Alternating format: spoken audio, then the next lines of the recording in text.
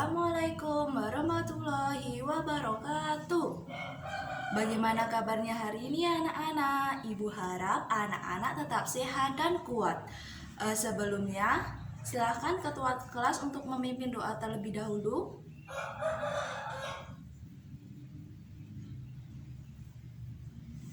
Nah, ibu akan mengajak kehadiran kalian. Coba perhatikan teman-teman di samping kanan dan di samping kiri kalian. Apakah ada yang tidak berangkat? Coba perhatikan dengan seksama ya.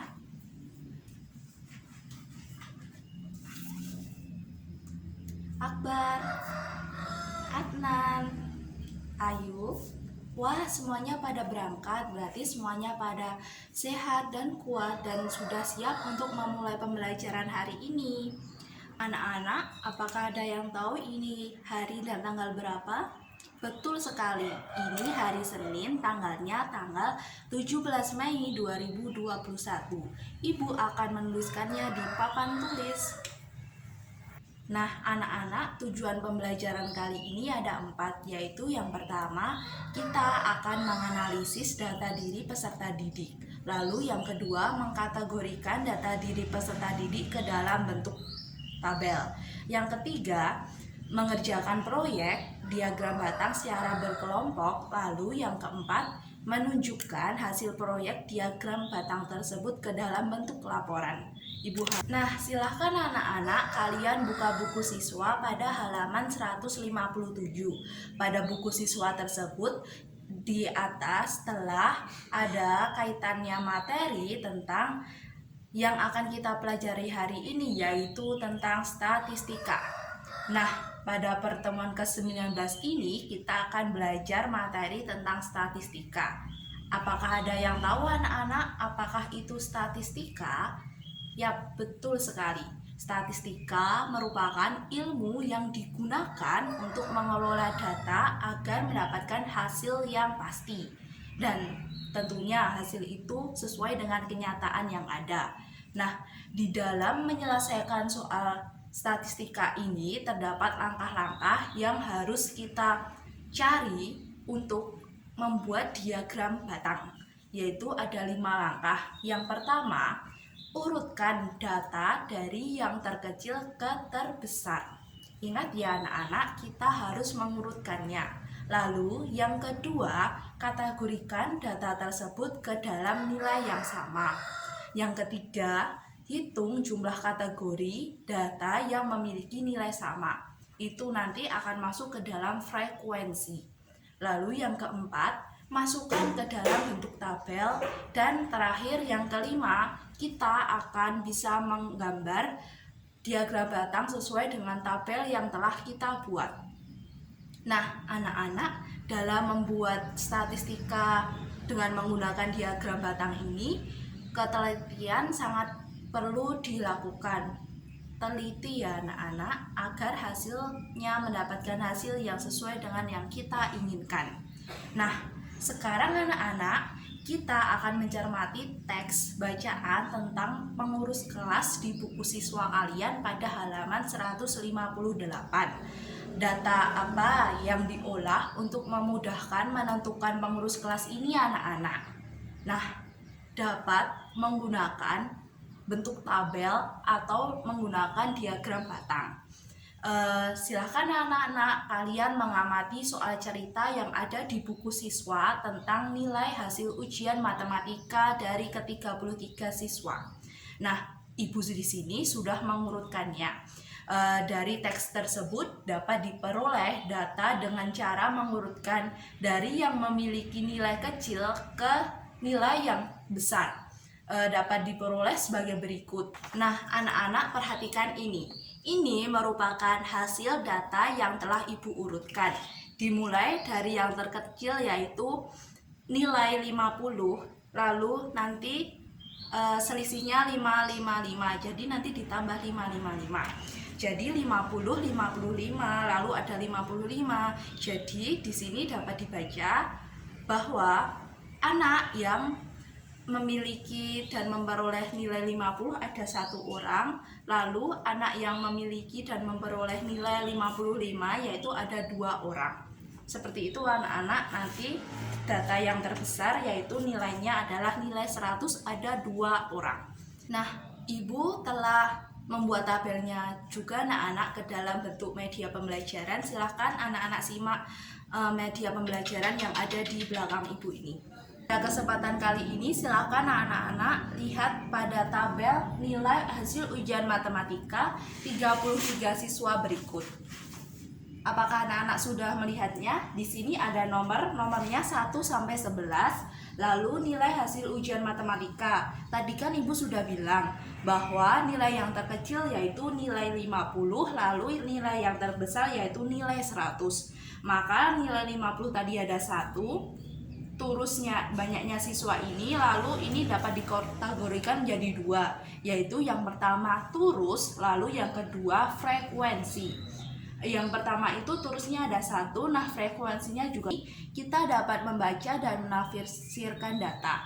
Yang pertama membaca data.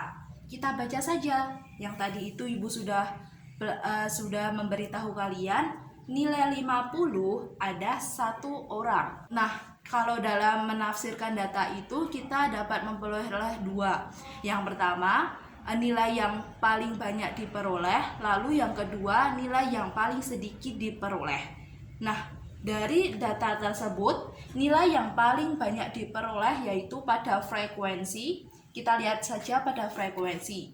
Pada frekuensi ini ada 6. Ada siswa yang mendapatkan nilai 6. Ada siswa yang memperoleh nilai frekuensinya itu adalah 6. Berarti ada 6 orang. Yaitu kita cari saja, kita lihat di tabel nilai hasil ujian matematika ini. Nah, pintar yang nilainya 80 itu berarti ada 6 siswa. Berarti nilai yang paling banyak diperoleh yaitu adalah nilai 8. Anak kita akan melihat nilai yang paling sedikit diperoleh. Dari data tersebut, nilai yang paling sedikit diperoleh yaitu pada frekuensi 1, berarti ada 1 orang yang mendapatkan nilai tersebut. Kita lihat. Nah, 50. Berarti nilai yang paling sedikit diperoleh yaitu 50. Nah, Ibu akan jelaskan ulang sekali lagi ya anak-anak. Yang pertama, kita akan membaca data. Membaca data yaitu kita baca saja seperti biasa. Yang mendapatkan nilai 50 ada 1 orang. Lalu yang kedua, kita akan menafsirkan data. Nah, data itu dapat ditafsirkan jadi 2. Nilai yang paling kecil atau nilai yang paling sedikit diperoleh. Lalu yang kedua yaitu nilai yang paling banyak di anak-anak. Tadi kita sudah memahami dan menerapkan konsep statistika. Sekarang anak-anak kita akan membuat suatu proyek diagram batang pintar. Silakan anak-anak kalian duduk berkelompok, masing-masing kelompok yaitu 3 anggota. Silakan cari. Dalam membuat diagram batang pintar ini ada 6 tahap yang harus kalian lakukan. Yang pertama yaitu penentuan pertanyaan mendasar. Dalam tahap ini kalian silakan mengamati tabel tentang nilai hasil ujian matematika 33 siswa. Siswa dapat membuat pertanyaan untuk mengemukakan rasa ingin tahu tentang nilai hasil ujian matematika dari 33 siswa. Seperti Apakah kita dapat menyajikan nilai tersebut ke dalam diagram batang? Apakah bisa anak-anak? Nah, ini nanti kita akan mempelajari dan membuat diagram batang pintar. Lalu tahap yang kedua yaitu kalian akan mendesain perencanaan proyek. Siswa merencanakan sebuah proyek membuat diagram batang pintar tentang nilai hasil ujian matematika dari 33 siswa. Seperti kegiatan ini dilakukan secara berkelompok dengan anggota masing-masing berapa anak? 3 siswa. Nah, pada tahap ini kalian dapat membuatnya di sini.